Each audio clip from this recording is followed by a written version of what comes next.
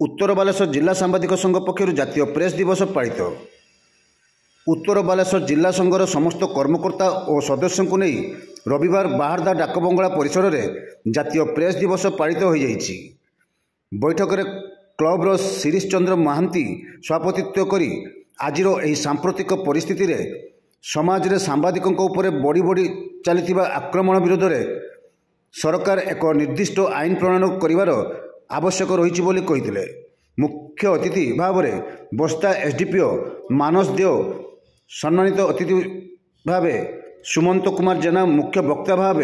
अवसरप्राप्त सिद्धेश्वर महाविद्यालय अध्यक्ष डॉक्टर अक्षय कुमार परिड़ा, वरिष्ठ सदस्य सुशांत प्रधान प्रमुख जोगदे कार्यक्रम को उद्घाटन करने सहित सांबादिक माने समस्त मनांतर एवं मतांतर को पछरे पकाई सांप्रतिक परिस्थिति रे समस्ते एक होई छिड़ा हेबा पई संकल्पबद्ध हेबा उचित बोली वक्तव्य कहिथिले। भविष्य में जदि कौन सांबादिक आक्रोश शिकार हुए तेबे से क्षेत्र में समस्त सांबादिक एक होई ताहार उचित जवाब देवे एवं गणतंत्र चतुर्थ स्तंभर मर्यादा किपरि क्षुण्ण न हेबो से दिगरे समस्ते यत्नवान हेबे बोली बैठक में आलोचना करथिले। यापर उपस्थित अन्य सांबादिक माने निज निजर अभिभाषण रखिथिले। अतिथि परिचय संघर सदस्य मानस रंजन बेहेरा करथिया बेले मंच परिचालना सुशांत प्रधान करथिले। शेष में संघर वरिष्ठ सदस्य सीताकांत दास धन्यवाद अर्पण करथिले। संघर सदस्य जगत Kumar Giri,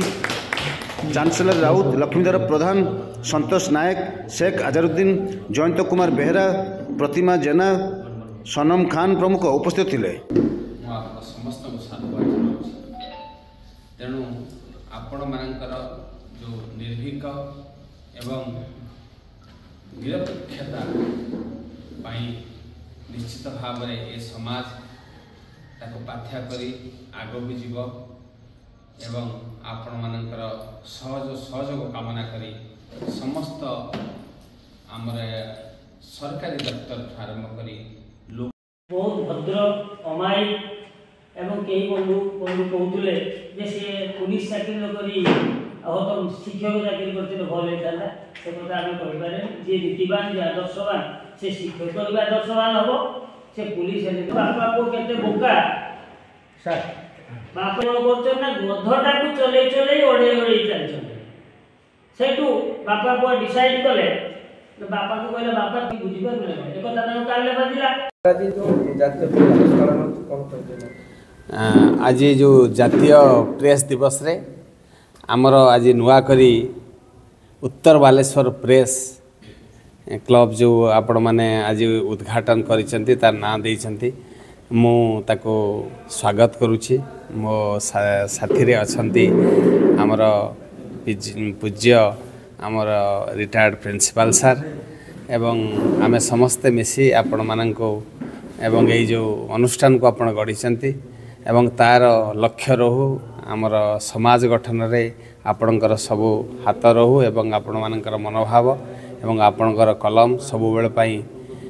pen is माइटर then दी सोड भली काम करू एवं ये राष्ट्र निर्माण क्षेत्र में आपण मानकर जो अवदान आपण मानकर जो उल्लेखनीय अवदान अच्छी ताकू आपण भविष्य रे बजाय रखी आपण कर्म करंतु एवं ये अनुष्ठान आहुरी मजबूत हो एवं आपण मानकर काम समाज प्रति गोटे भल दिशा से देखो यही मोर कामना एवं आपण मान समस्त को मत एठी डाकिथिबारु धन्यवाद दउछि।